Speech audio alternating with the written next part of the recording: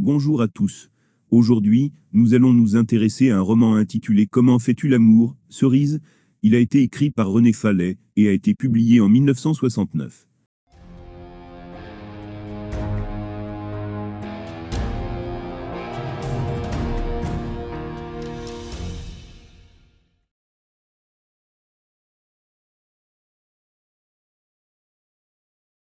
Michael se coupe en se rasant. Il a aujourd'hui 40 ans et pense que c'est une catastrophe. Il décide qu'il n'ira pas ce soir aux révolutions, ce qui lui vaut une larme. Michael est esthète et jeune, ce qui correspond à un agent immobilier doublé d'un conseiller d'affaires. Il se prépare à se rendre à l'enterrement d'un confrère. Cet homme est mort à l'âge de 66 ans, ce qui laisse à Michael encore 26 ans de vie. Michael habite au 27 et demi de Smith Terrace, où se trouvent des dollhouses colorées. Un couple de merles a élu domicile près de sa maison. Michael monte dans sa voiture et se rend à l'église.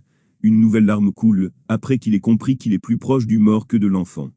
Larme que Stanley Kupman prendra pour de la tristesse. Michael rencontre la nièce du défunt.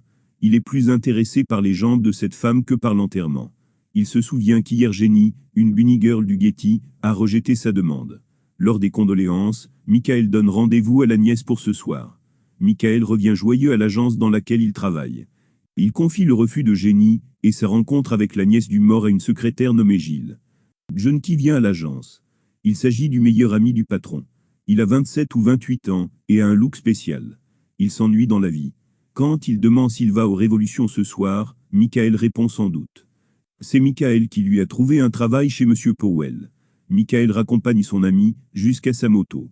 Junkie est décorateur d'intérieur et a redécoré la maison de Michael. Sous son accoutrement, Junkie est en réalité timide. Il a peu de chance avec les femmes, contrairement à son ami. Lorsque Michael en a assez d'une femme, il la passe à son ami. Il y a quelques années, la fiancée de Junkie est décédée suite à un accident de voiture, ce qui a chamboulé Junkie. Michael se rend au Café Royal, où il rencontre la nièce du mort nommée Marjorie. Ils se plaisent l'un l'autre. Elle est alcoolique, a 28 ans, et se pense déjà vieille. Michael l'emmène dans une boîte nommée Le Révolution. La musique y est assourdissante. Marjorie danse seule. Michael et Marjorie s'en vont à 2 heures du matin. Elle est saoule et dit n'importe quoi. Ils se rendent à la maison de Michael. Cela fait 3 semaines que Michael a couché avec Marjorie. Il commence à se désintéresser de cette femme, comme c'est le cas pour toutes ses autres relations. Il a été autrefois marié et a une fille, mais il veut se sentir libre et ne plus être en retard chez lui. Il songe même à contacter Jenny. Marjorie au contraire tient à lui. Elle lui téléphone et lui fixe un rendez-vous pour ce soir au Chelsea Porter. L'appartement de Marjorie est sale et non rangé. Après un coup de fil de Gordon, Michael veut passer quelques jours dans les Highlands pour pêcher. À midi, il sort de son travail et roule en voiture. En chemin, il rencontre une femme blonde marchant pieds nus, mangeant des cerises et trimballant un shopping basket à roulettes. C'est le coup de foudre. Michael se gare et tente de la retrouver, mais n'y arrive pas. Il suit les noyaux de cerises, mais la trace s'arrête. Il revient chez lui et a l'espoir de retrouver cette femme. Michael l'appelle Cerise. Il mange le haddock que lui a préparé sa femme de ménage. Il ne retourne pas au travail, mais se rend chez Junkie. L'appartement est dans le même état que celui de Marjorie. Michael parle du fait de lui passer Marjorie. Junkie aime cette femme et aimerait l'épouser. Marjorie boit tandis que Junkie se drogue. Michael lui donne son rendez-vous de 7 heures avec Marjorie. Michael est impossible à son bureau. Il prépare ses affaires pour son départ. En se regardant dans le miroir, il ne se trouve pas beau et a peur de l'avenir. Il regarde son revolver, qu'il utilisera quand tout sera fini. De sa maison, il entend le bruit du shopping basket. Il se rend dans la rue et retrouve Cerise. Michael lui parle, alors que ce n'est pas dans ses habitudes d'aborder les femmes dans la rue. Elle porte ses vrais cheveux, n'a pas de maquillage et a des yeux bleus. Elle ne parle pas anglais. Elle entre dans un magasin d'alimentation. Une serveuse du Chelsea Potter nommée Colette apprend à Michael que la femme est française, qu'elle est sérieuse, qu'elle ne parle pas l'anglais. Elle est mariée à un homme qui doit faire un stage de 6 mois chez IBM. Le couple habite une maison louée à Smith Terrace. Colette lui déconseille de s'intéresser à cette femme. Michael est ailé par Marjorie. Il est blessant envers elle. Junkie vient afin de remplacer son ami au rendez-vous. Michael les présente, l'un à l'autre. Marjorie ne s'intéresse qu'à Michael qui, lui, ne pense qu'à Cerise. Il fait enlever la perruque de Marjorie, car la perruque est blonde, tout comme sont les cheveux de Cerise. Michael et Marjorie se rendent chez Michael. Ce dernier passe par Smith Street, dans l'espoir d'apercevoir sa belle. Il croise la voiture du mari. Michael lui confie que Junkie souhaite l'épouser. Cependant, Junkie n'intéresse pas Marjorie, car il lui ressemble trop, et car elle aime Michael. Elle lui dit qu'elle le hait, et s'en va de la maison. Michael appelle IBM en se faisant passer pour quelqu'un d'autre. Le but est de savoir le nom de famille du mari de Cerise, et de savoir son adresse. Le nom est Dermo, et il habite au 42 Smith Terrace. Alors qu'il était désespéré la veille, et qu'il a passé une nuit d'insomnie, Michael est heureux à la perspective de séduire Cerise. En allant au travail, Michael passe devant la maison de Cerise. Il attend dans un pub, afin de voir le mari passer. Il s'agit d'un trentenaire qui n'est pas mal de sa personne. Michael se rend au travail. Gilles lui apprend que Marjorie a appelé. Michael dit à Gilles de le faire passer pour mort auprès de Marjorie. Michael va faire envoyer par Gilles des roses jaunes à Cerise qu'elle devrait recevoir dans l'après-midi. Il fait écrire à Gilles une lettre pour Cerise qu'elle devrait recevoir le lendemain. Le numéro de l'agence y est joint.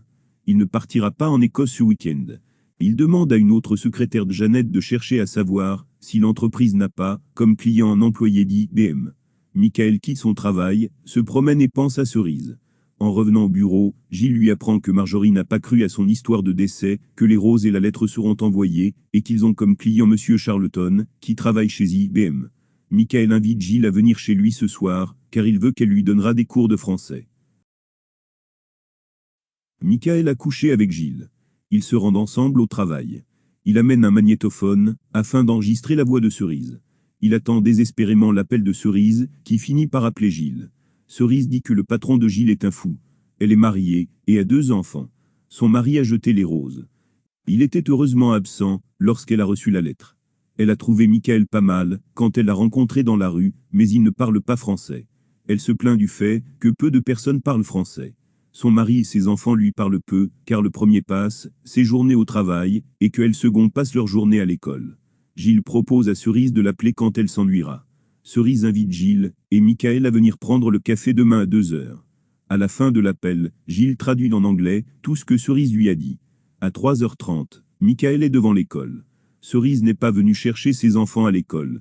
Il repère les 2 enfants qu'il trouve laids. Cerise amène ses enfants à l'école à 9h. Elle reste seule, jusqu'à 4h moins de quart de l'après-midi, heure à laquelle ses enfants rentrent de l'école. Quand elle est seule, elle fait fréquemment ses courses. Elle ne se fait pas à la vie en Angleterre. Marjorie est plantée dans le pub en face du bureau de Michael. Quand il sort, elle le hèle. Il lui dit qu'il ira chez elle un soir. Il lui dit qu'il est amoureux d'une femme, mais qu'il ne sait pas si cette femme l'aime. Il rentre chez lui et se prépare pour le rendez-vous avec Cerise. Gilles et Michael vont chez Cerise. Elle était occupée à mettre des haricots dans des bocaux. Cerise dit que Colette lui a révélé que Michael était un collectionneur de femmes. Gilles dément. Cerise apprend que Michael l'appelle Cerise. Elle dit avoir rencontré son mari à une fête d'Épernay, quand elle avait 16 ans. Elle est tombée enceinte de son fils, et il a bien fallu se marier. Elle a maintenant 24 ans. Au moment de partir, Gilles doit aller au bureau, mais Michael veut rester pour effiler les haricots. Cerise est d'accord, mais il devra partir avant l'arrivée des enfants. Gilles s'en va. Cerise est nerveuse avec ses haricots, et en casse un. Elle lui dit de partir. Il lui dit les quelques mots de français qu'il connaît. Il tente une approche et l'embrasse. Les enfants vont bientôt rentrer, et il doit partir. Il lui demande un rendez-vous, mais elle ne veut pas. Il veut partir avec une photo de Cerise, mais elle la lui refuse. Il repart chez lui heureux, et avec un bocal d'haricots. Plus tard, il téléphone à Gilles, mais elle est partie en week-end. Il téléphone puis recherche Junkie. Il lui fait écrire une lettre d'amour en français. Junkie est en train de manifester à Kingroad. Il a la lettre, et doit la donner à Cerise quand il la verra. Cerise rentre dans un magasin, Junkie la suit et glisse la lettre dans son shopping basket. Marjorie est chez elle et est désespérée. Michael l'appelle. Il veut qu'elle téléphone à Junkie. C'est en réalité un échange de bons procédés contre la lettre écrite pour Cerise. Michael la pousse à coucher avec Junkie, alors qu'elle l'aime encore. Marjorie appelle Junkie qui vient chez elle. Michael se promène et pense à Cerise, ainsi qu'à son futur avec elle. Junkie se rend chez Marjorie. Cette dernière lui propose de coucher avec lui, mais Junkie refuse. Il apprend que c'est Michael qui a dit à Marjorie de coucher avec lui. Michael regarde des manœuvres dans la cour d'une caserne. Il aperçoit Cerise. Elle ne veut plus qu'elle l'embête et dit ne pas l'aimer, être mariée et avoir des enfants. Elle veut qu'ils restent amis. Junkie tente de réconforter Marjorie et de lui faire oublier Michael. Il lui apprend que Michael est avec une Française. Après qu'elle ait pleuré, elle reprend soin d'elle. Junti l'invite ce soir à un happening. Il lui dit que Michael est de sortie ce soir avec Cerise. De retour chez lui, Michael casse le bocal d'haricots, mais il le regrette aussitôt. Junti transporte Marjorie à moto. La vitesse plaît à Marjorie, qui oublie un temps Michael. Au happening, se trouvent d'autres personnes désespérées. Cerise est assise, et regarde son mari et ses enfants. Elle est sage comme une image. Marjorie trouve que le spectacle n'est pas assez vivant, se met debout sur sa chaise et se déshabille. Elle offre son corps à tout le monde, alors que Michael n'en voulait pas. Michael se trouve dans un pub. Il n'a pas trouvé Marjorie chez elle. S'il n'avait pas été aussi dur avec Marjorie, elle aurait pu le consoler de son chagrin d'amour. La vieille Kathleen est en train de le draguer. Michael l'appelle Cerise, il l'embrasse. Il se rend chez Marjorie, mais son appartement est toujours dans le noir. Il décide de l'attendre. Junti revient avec sa moto. Il lui en veut pour l'exhibition. Une fois Junti parti, Michael va voir Marjorie et la soufflette. Il lui en veut de l'avoir fait attendre. Il lui apprend qu'il n'était pas de sortie ce soir avec Cerise. Michael apprend que Marjorie et Junti n'ont pas couché ensemble. Tous deux rentrent chez Marjorie. La jeune femme est heureuse, car elle comprend qu'elle existe encore pour lui. Elle l'aime. Il ne l'aime pas. Il lui parle de Cerise. Il veut qu'elle danse, qu'elle soit toutes les femmes en même temps, et qu'elle vienne le rejoindre dans le lit. Gilles explique à Michael ce que signifie le mot ami. Selon elle, la lettre de Junti a été une erreur, car Michael n'offre plus à Cerise une discrète histoire d'amour. Michael prend des cours de français et s'abstient de rencontrer Cerise. Il reçoit par courrier une lettre de Cerise qui contient la photographie qu'elle lui avait refusée. Michael a rendez-vous avec Monsieur Charlton dans un pub. Charlton est accompagné de Dermot et de Maxwell. Pour mettre fin à une divergence d'opinion concernant un match de foot, ils font un concours de fléchettes. Michael est doué, mais pas le mari de Cerise, et ils se font battre par l'autre équipe. Le mari de Cerise se rend compte qu'il habite non loin de Michael. Maxwell et Charlton s'en vont. Michael décide de prendre un verre dans un autre pub. Le mari s'est fait rapidement à sa vie en Angleterre, contrairement à sa femme. Il souhaite que Michael et ses amis viennent à une partie chez lui. Michael dit qu'il viendra avec 3 femmes. Il l'appellera pour confirmer ou infirmer. Le mari lui propose de prendre un apéritif chez lui, mais Michael refuse en disant que Marjorie l'attend. Michael appelle Myrna et lui prépare le grand jeu. Cerise se plaint intérieurement de son mari, de ses côtelettes ratées et du pain du pays. Pour une fois, son mari est en retard. Quand il arrive, il lui annonce qu'il y aura une partie samedi. Il lui raconte qu'il a rencontré un homme qui habite le 27 et demi de cette même rue. Le mari reproche à sa femme d'être toujours enfermée. Michael vient au bureau. Cerise lui a écrit le mot amusant. Michael souhaite que Gilles vienne à la fête pour être interprète, il veut inviter Myrna ainsi que Marjorie. Le jour J, Michael vient avec les 2 femmes. Le mari se dit amoureux de sa femme. Cerise devine que Michael a couché avec Gilles et avec Myrna. Michael et Cerise s'effleurent l'un l'autre. Marjorie vient et Cerise disparaît. Gilles va la chercher. Lorsque Cerise dit que Michael a couché avec les 3 femmes, qui sont présentes à la partie, son mari ne la croit pas. Michael propose au mari de danser avec Marjorie, tandis que lui dansera avec Cerise. Le mari trouve que sa femme est pot au feu. Michael demande plusieurs fois intérieurement à Cerise comment elle fait l'amour. Michael propose au mari de venir chez lui samedi, des hippies ainsi que Marjorie seront présents. Marjorie reproche dans sa langue le fait que Cerise n'aime pas Michael, alors qu'il l'aime. Cerise lui sert plusieurs fois de l'alcool. Michael fait sa fête hippie chez lui. Marjorie tente une approche avec le mari, tandis que Michael tente une approche avec Cerise. Alors qu'ils sont dans la même pièce, ils ne savent pas ce que fait l'autre. Tandis que Marjorie embrasse le mari de Cerise, Michael mord un doigt de pied de Cerise. C'est Cerise qui met fin à l'événement en se levant. Elle dit que elle et son mari n'ont la baby-sitter que jusqu'à 1 heure. De retour chez eux, Cerise reproche à son mari de s'être fait bécoter par Marjorie. Elle n'avoue pas que Michael l'a pelotée. Elle lui reproche d'avoir ramassé ses gens. Son mari reconnaît qu'il faudrait mieux ne plus les fréquenter. Il confie à sa femme le soin d'appeler Gilles et d'expliquer qu'ils ne se reverront plus. Michael dîne avec Marjorie. Il n'a plus eu de nouvelles de Cerise. Il garde tout de même un espoir. Marjorie est en train de sourire à un autre homme dans la salle. Au moment de partir, Michael fait un croc-en-jambe à Marjorie, qui tombe jusque devant l'homme qu'elle voulait séduire, et il met la main sur la cuisse de la femme de l'inconnu. Marjorie veut passer la nuit avec Michael. Une fois chez lui, Michael lui demande pourquoi elle traite Cerise de conne. Marjorie lui répond que c'est parce qu'elle n'aime rien, et n'est pas égoïste. Après avoir mangé du haddock chez lui, Michael rencontre Cerise qui souhaite monter dans sa voiture. Elle sait qu'il a couché avec Marjorie hier chez lui, mais elle ne comprend pas pourquoi il dit l'aimer. Elle lui reproche d'être comme tous les hommes. Elle est incapable de voir l'amour qui relie les hommes et les femmes, et ne voit que les côtés pratiques.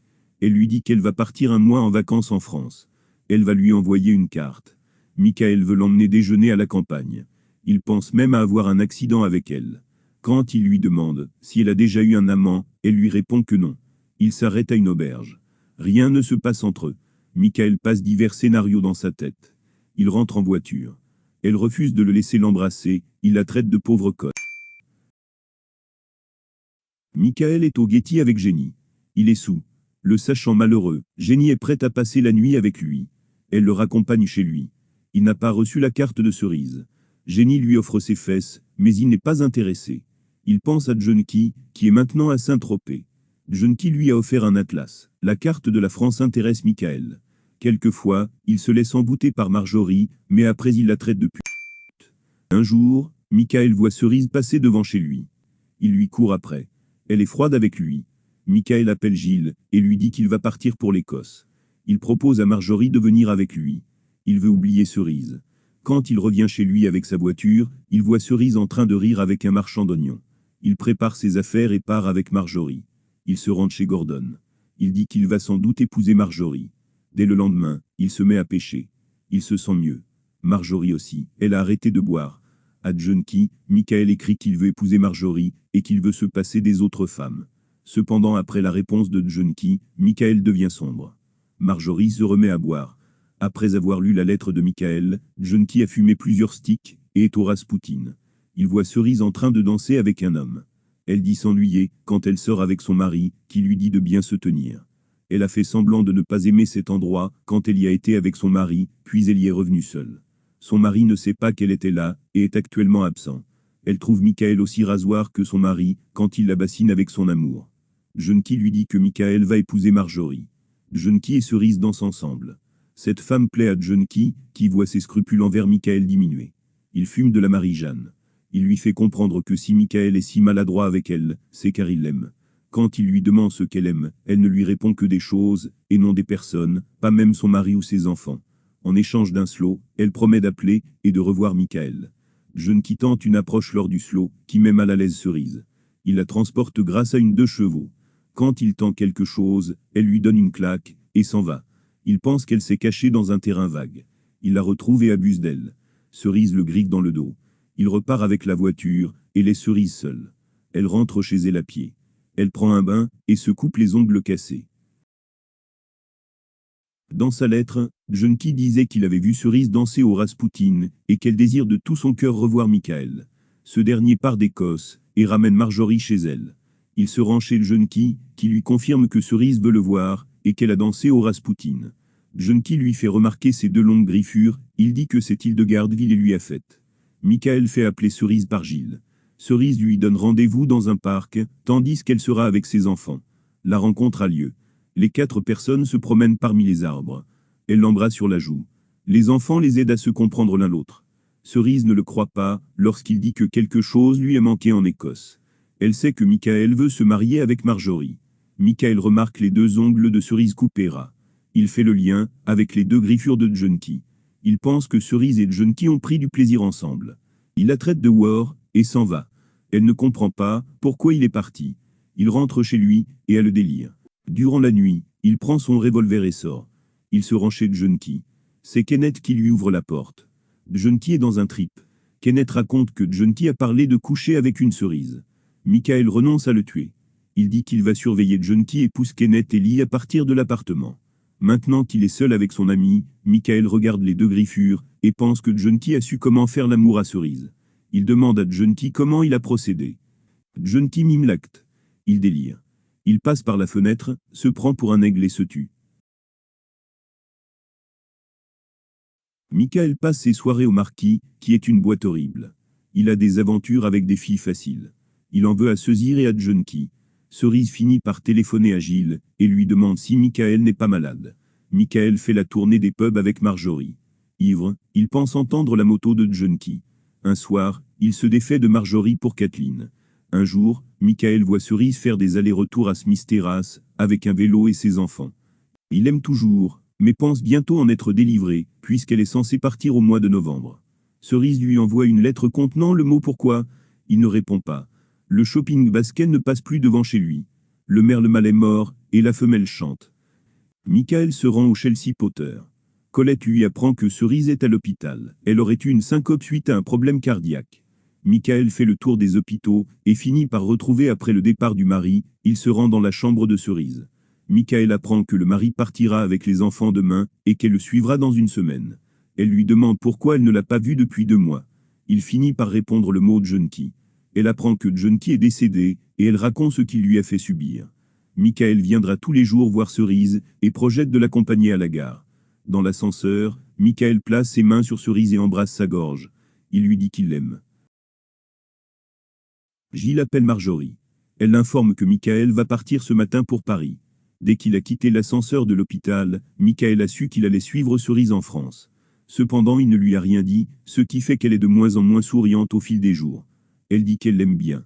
Quand il la raccompagne chez elle, elle ne l'autorise pas à rentrer. Ils préparent leurs valises, chacun de leur côté. Ils dînent ensemble au Whistler. Elle est embêtée de le quitter. Ce n'est que dans le taxi qui doit l'emmener à la gare, qu'elle remarque une valise en trop dans le coffre. Michael lui explique qu'il va aller en France avec elle.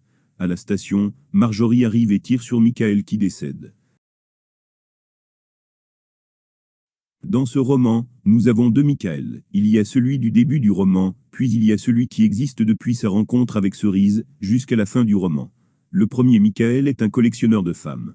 Nous savons qu'il a eu des relations avec sa secrétaire Gilles, qu'il a tenté d'en avoir avec Jenny, qu'il a refusé, et qu'il couche avec Marjorie. Le fait qu'il puisse draguer une femme lors de l'enterrement de son oncle, montre qu'il est capable de tout, pour conquérir une jolie femme. Il est par ailleurs étrange, que l'on apprenne par la suite que Michael n'a pas l'habitude de draguer des femmes dans la rue. Michael est en pleine crise de la quarantaine. Alors que la veille, ses 39 ans et 364 jours ne le dérangeaient pas, ses 40 ans semblent être un handicap. Il pense qu'il n'est plus normal à son âge de s'amuser, ce qui explique pourquoi il ne veut pas se rendre aux révolutions. Il se pense être plus proche de la mort que de l'enfant. Et enfin, il pense que son âge a un effet repoussant envers les femmes. Il est décrit comme un homme violent avec les femmes, il les pourchasse, couche avec elles, s'en lasse vite, et s'en débarrasse. Il passe souvent ses maîtresses à Junkie. Il est dur dans ses mots, et dans ses actes avec Marjorie. La crise de la quarantaine s'arrête, après qu'il ait rencontré Cerise. Il existe la barrière de la langue entre eux. L'une ne parle que le français, tandis que l'autre ne parle que l'anglais. Le fait que le texte soit écrit en français empêche de comprendre certains jeux de mots qui sont expliqués en bas de page. Car nous parlons français, et que le roman est en français, nous ne réalisons pas pleinement toutes les difficultés de compréhension dues aux différentes langues. Cerise change en profondeur Michael. Pour la première fois, Michael est amoureux. Ce sentiment ne l'empêche pas de continuer de fricoter avec d'autres femmes. Cerise ne comprend pas comment un homme peut se dire amoureux d'elle, et en même temps avoir des relations avec des femmes. Le fait qu'elle parvienne à savoir avec quelle femme Michael a couché montre que cette femme est amoureuse. Seule une femme amoureuse peut s'intéresser de près à l'être aimé et avoir les antennes pour comprendre les agissements cachés de l'autre. Bien souvent lorsque Michael couche avec Marjorie, c'est car Cerise l'a repoussé. Il avait pensé à se débarrasser de Marjorie en la confiant à son ami Junkie. Cependant, car Cerise ne s'est pas intéressée à lui, il a repris à Junkie ce qu'il lui avait donné. Michael n'est pas, et n'a jamais été amoureux de Marjorie. Elle lui sert de palliatif à l'absence ou au refus de Cerise et sert à faire passer ses nerfs, à faire ressortir sa sauvagerie. Marjorie est amoureuse de Michael, ce qui l'empêche de chercher un autre homme. Elle souffre de l'amour que porte Michael à Cerise, et ne supporte pas le refus de Cerise, qu'elle traite de con. Elle veut que Michael s'intéresse à elle. Elle est heureuse quand il le fait. Elle est même heureuse quand il s'en prend à elle, parce que cela signifie qu'elle ne lui est pas indifférente.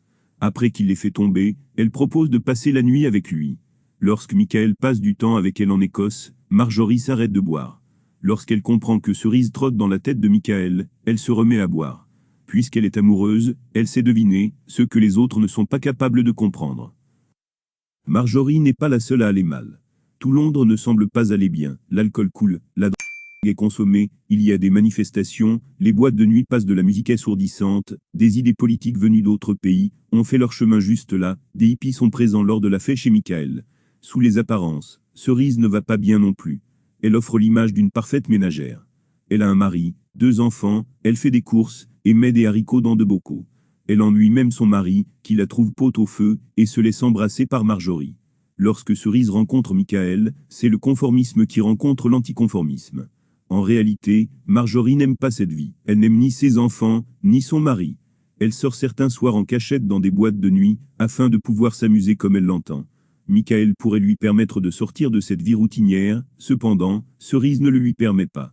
Elle lui donne du fil à retordre, ce qui semble être rare, avec les conquêtes de Michael. Le refus semble être la clé pour rendre Michael amoureux et respectueux. Michael ne respecte pas Marjorie, qui s'est donnée dès le premier soir. Il ne respecte pas non plus Gilles, car il la transforme en correspondante de ses amours, alors qu'ils ont eu autrefois, et même maintenant une liaison. Malheureusement, Cerise souffle le chaud et le froid sur Michael. Elle lui permet de l'embrasser chez elle, mais se montre ensuite froide lors de l'entraînement de la caserne. Elle monte dans sa voiture, mais refuse de se laisser embrasser. Elle se laisse toucher lors de la partie, et le laisse sucer le pied, mais elle met une distance entre deux peu après. Elle n'a pas de comportement cohérent, ce qui fait que Michael ne sait pas comment agir avec elle. Les refus de Cerise le poussent à s'éloigner d'elle, mais comme il est amoureux, il en souffre. Il se dirige alors vers Marjorie, qu'il n'aime pas et qu'il maltraite. La violence envers Cerise ne vient pas de là où on aurait pu s'y attendre. On aurait pu croire que la violence serait venue de Michael. En effet, il est violent envers les femmes et la longue attente auprès de Cerise aurait pu le pousser à se servir tout seul. Cependant, la violence vient de Junkie. Elle vient du drogué, qui fréquente des hippies, et qui semble protéger les femmes, puisqu'il refuse de coucher avec Marjorie, lorsque celle-ci l'y autorise. Par ailleurs, l'abus sera bien vite étouffé par Junkie et par Cerise. Au lieu de se venger sur Cerise, Michael se venge sur son ami Junkie. Au final, Michael ne couchera jamais avec Cerise.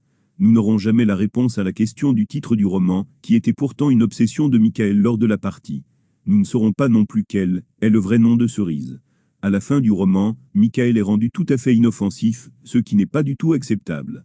Il n'a plus de volonté propre, et n'agit plus d'après lui-même. Il ne vit que pour des droits dérisoires que lui offre Cerise, tels que le droit de lui brosser les cheveux. Michael n'est pas un amant ni un amoureux, il est devenu un animal de compagnie. Le manque de réaction de Cerise après le meurtre montre bien le peu d'importance qu'elle accorde à Michael. Pieds nus dans ses sandales malgré la pluie, une blonde mangeait des cerises tout en marchant. D'une main, elle poussait devant elle un de ces amusants paniers à deux roues qu'utilisent pour faire leur marché les ménagères anglaises, panier muni d'une canne qui sert de poignée. De l'autre main, la jeune femme puisait des cerises dans le panier, en avalait une, crachait le noyau n'importe où, avec force. Parfois, elle sautait le noyau de la bouche, le brandissait au bout d'un bras, entre deux doigts, et, clac, le projetait au ciel, où il allait décrire une plaisante parabole avant de retomber sur la tête d'un passant ou le toit d'une voiture. Elle allait, la blonde aux cheveux très longs déployés sur le dos, droit devant elle, sans voir personne, sans crainte de la pluie qui, déjà, lui collait au corps sa stricte jupe blanche, et son chemisier bleu marine. Ce corps chaleureux, ses jambes solides, cette démarche joliment terrestre éblouirent Michael. Elle avait, cette jeune femme, la peau saine et dorée, la peau d'été des Renoirs. Les conducteurs qui suivaient Michael, impatientés, se mirent à klaxonner discrètement. Il ne les entendit pas. Sa blonde de luxe s'éloignait, et cela lui était insupportable tout à coup. Il ouvrit la portière, prêt à descendre. Les klaxons se firent rageurs. Désemparé, il haussa les épaules, et, sans même refermer la portière, accomplit sa manœuvre, pour gagner Radnorwalk.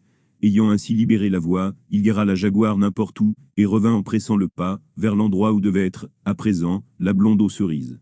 Mais que foutaient donc tous ces gens, Kingrode, sur ce trottoir? S'étaient-ils tous donné rendez-vous pour l'empêcher d'avancer, et de la retrouver, vite? Il avait encore à l'oreille, le grincement des roues mal huilées du panier. Il ne revit pas la blonde. Il eut beau couler un œil dans tous les magasins, dans toutes les rues adjacentes, elle avait disparu. Il ne la reverrait jamais.